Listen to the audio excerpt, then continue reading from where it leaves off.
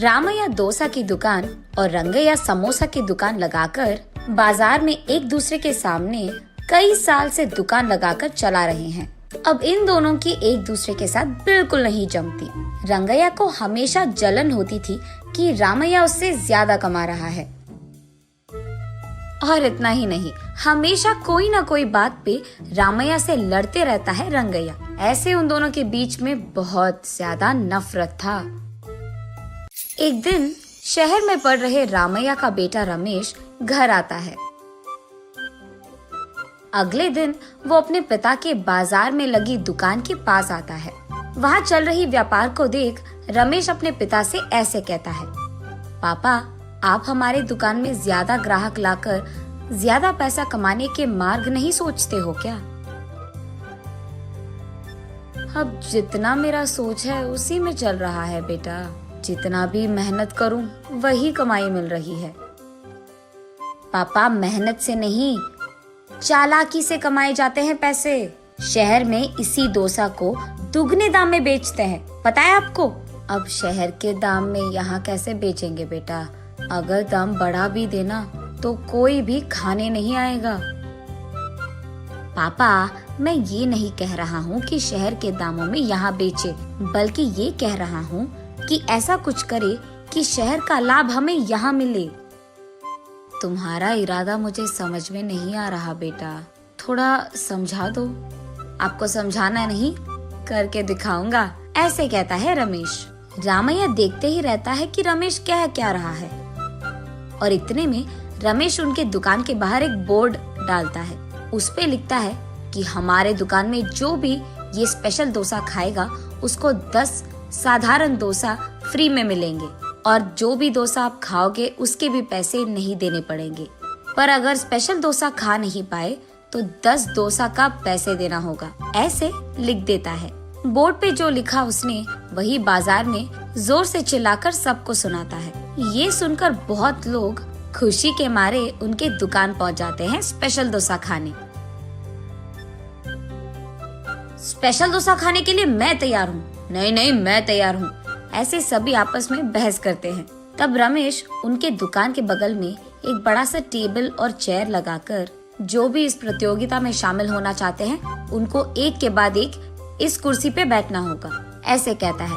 उसके बाद ठीक उस टेबल के जितना बड़ा डोसा वो बनाकर वहाँ लाता है और उस कुर्सी में बैठे आदमी के सामने पेश करता है।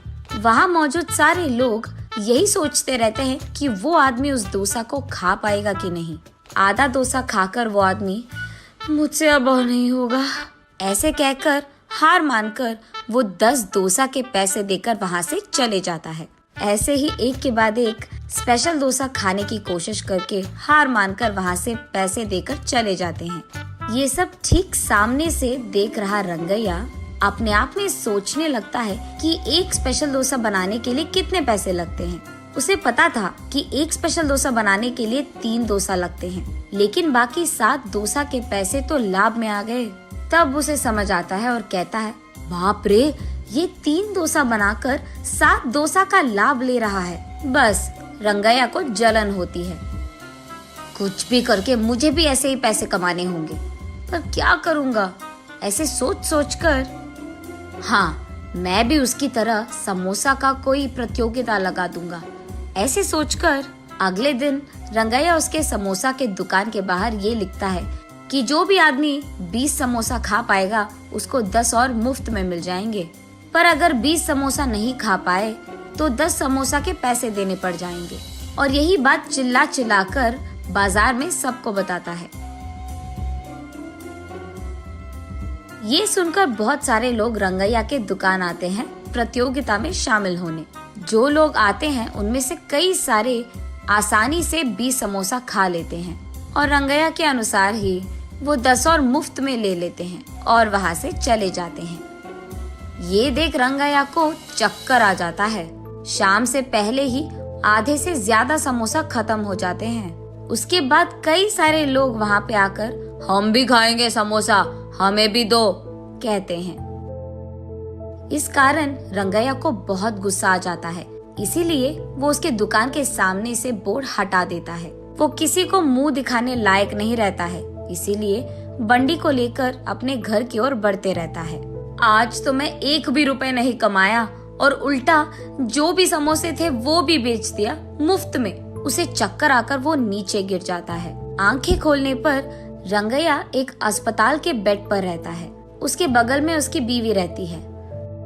मुझे क्या हुआ, मैं कहाँ हूँ? ऐसे पूछता है रंगैया। आपको चक्कर आकर नीचे गिर गए थे, कोई अजनबी आपको यहाँ छोड़ गया, ऐसे कहती है रंगैया की पत्नी। छा, आज सब कुछ नष्ट ही हो गया, सब बुरा हो रहा है। अरे क्या हुआ जी, आप इतने गुस्से में क्यों हो? वैसे आप शाम तक घर की मुंह भी नहीं देखते हैं, लेकिन आज दोपहर से पहले आपके समोसे खत्म हो गए और आप घर भी आ रहे थे, इसलिए वो जो कुछ भी हुआ अपने बीवी को समझाता है। हाय भगवान, मेरा मूर्ख पति, आप बस ये सोच रहे थे कि कितने डोसे बेचने पर उनको कितना लाभ मिल रहा है, लेकिन आपने एक बार भी ये नहीं सोचा कि कितने समोसे बेचने में आपको कितना लाभ आएगा। ये प्रतियोगिता शुरू करने से पहले आपको ये सब सोचना था, आपने सोचा भी नहीं, ये तो होना ही था।